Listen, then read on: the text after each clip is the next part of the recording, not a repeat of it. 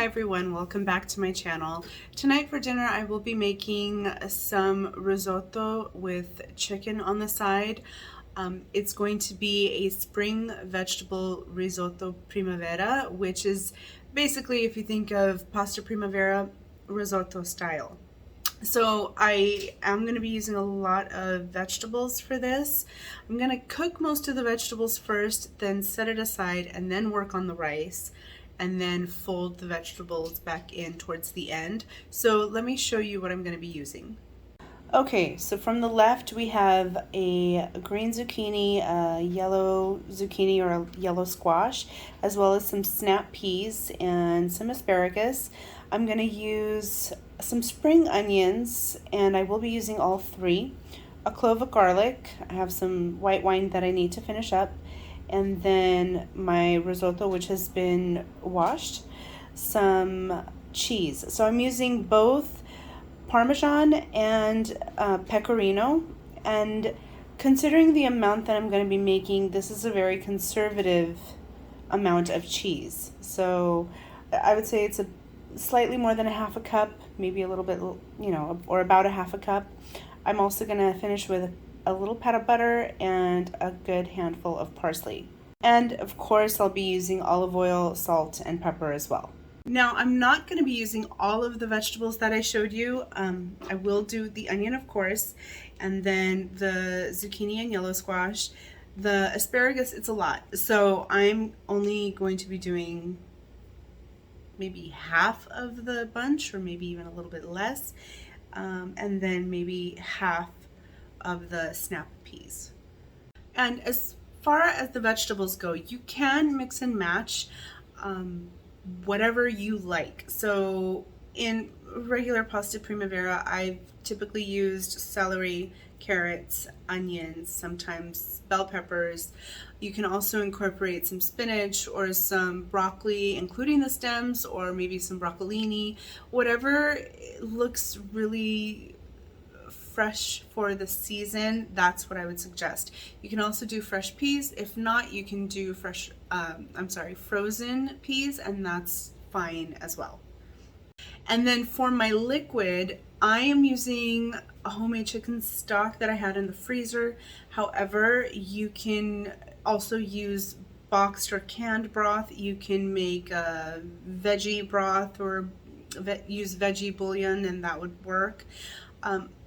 You can use water. I just think you get some better flavor if you have some flavor to your liquid.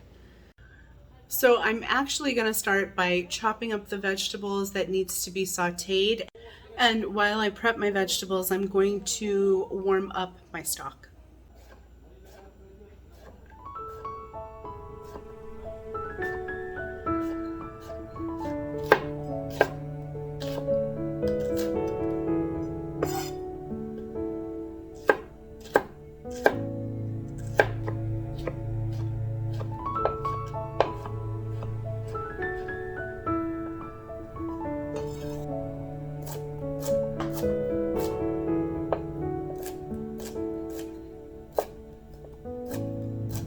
I do like to leave the tips of the asparagus a little bit longer because I think it looks really pretty. My chopped vegetables are ready to be sauteed. I did chop up one of the onion bulbs just to give it some aromatic. This is going to go in some olive oil, and I'm just going to season it with some salt and pepper.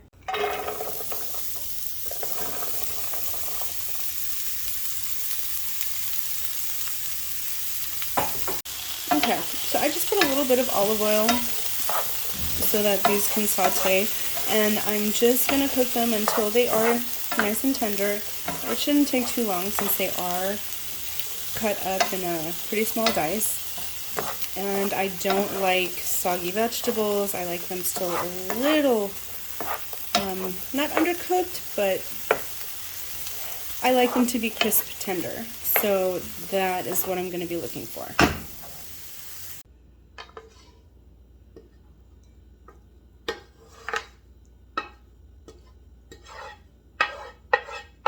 So now that these vegetables have sauteed, I'm going to start on the rest. Using the same pan, I added a touch more olive oil and added my onion and garlic. This is at a little under medium heat. If you don't find spring onion, don't worry about it. You can use a shallot, you can use a sweet onion, you can use leeks. Any of those would be fine. And I do want this to be a little translucent. And then you're gonna drop in your rice and let that toast for a bit. I would say 1 to 2 minutes.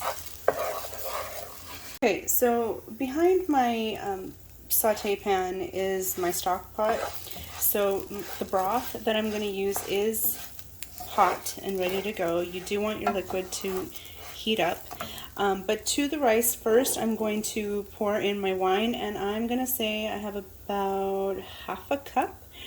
So I'm just going to use it all. Not even less.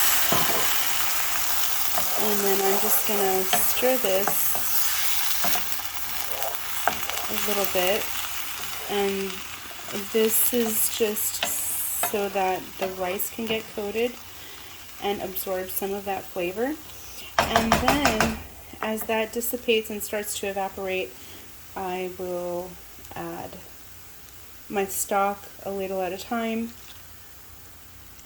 and let the rice start cooking and absorbing the liquid. And you're just going to do this in intervals. So once you add the stock, don't mess with it too much. You do want it to be submerged.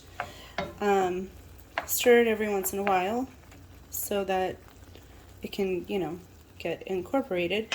And then as the liquid starts to, again, evaporate, you'll just add a ladleful at a time. In the meantime, I've washed my chicken. I just need to trim that bit off. I need to season it, and I am going to preheat this pan so that it is nice and hot and ready for me. Okay, so as you can see, I'm stirring and there's still a little bit of liquid on the bottom, but I do want to add more. The whole process can take about maybe 18 to 20 minutes. To know, you're just going to need to taste it. I'm not adding any salt to this. My broth is already seasoned, and the cheese that I add will add some a salty bite as well, and the vegetables are lightly seasoned. So this is not meant to be like super salty. It's meant to be nice and fresh. The chicken, super easy, olive oil, salt, pepper, and a little bit of garlic powder. My pan is ready, so I'm going to lay them in. The chicken will release once it's ready. Not quite there yet. And my rice is still cooking. I just turned off the heat on the chicken. I don't want it to overcook and get dry, so it's going to rest instead. I'm going to transfer it to a different plate so it can just hang out until my rice, which is getting close to done. I did just taste it, so it's almost. I think I'm going to be folding in the vegetables. Okay, now you want your risotto to have a creamy texture, so you can kind of see that here. I am going to add just a touch more broth because when I add the cheese and the butter, it'll have somewhere to go. But first, the vegetables. So I'm just going to fold this in. I know it always seems like I'm overfilling the pot, but it's fine. It'll work. It always does.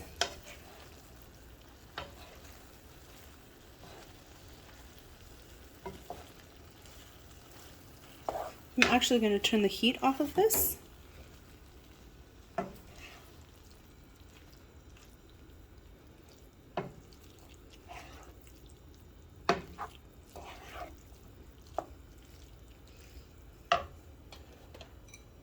And then cheese and butter. And I also like to end this with some fresh cracked black pepper as well. But I'm gonna fold in the cheese, then fold in the parsley, and then put some cracked pepper.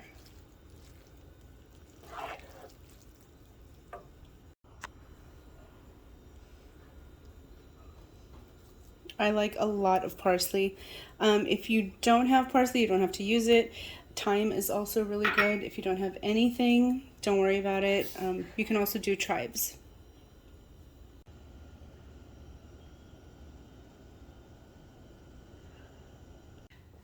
This is so good. I love how the rice comes out and the vegetables are still a little crispy, so the creamy and crunchy, and it's delicious. I like that risotto is usually a blank canvas and you can put your own touch to it, but you just need to remember the whole method.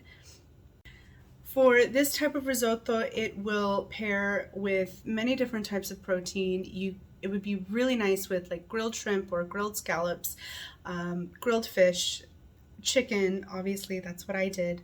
You could also do like pork tenderloin. It can pair well with meat and lamb, but in this particular instance, it would not be my first choice. Thank you so much for watching. Please remember to like and subscribe to this channel, and I will see you all next time.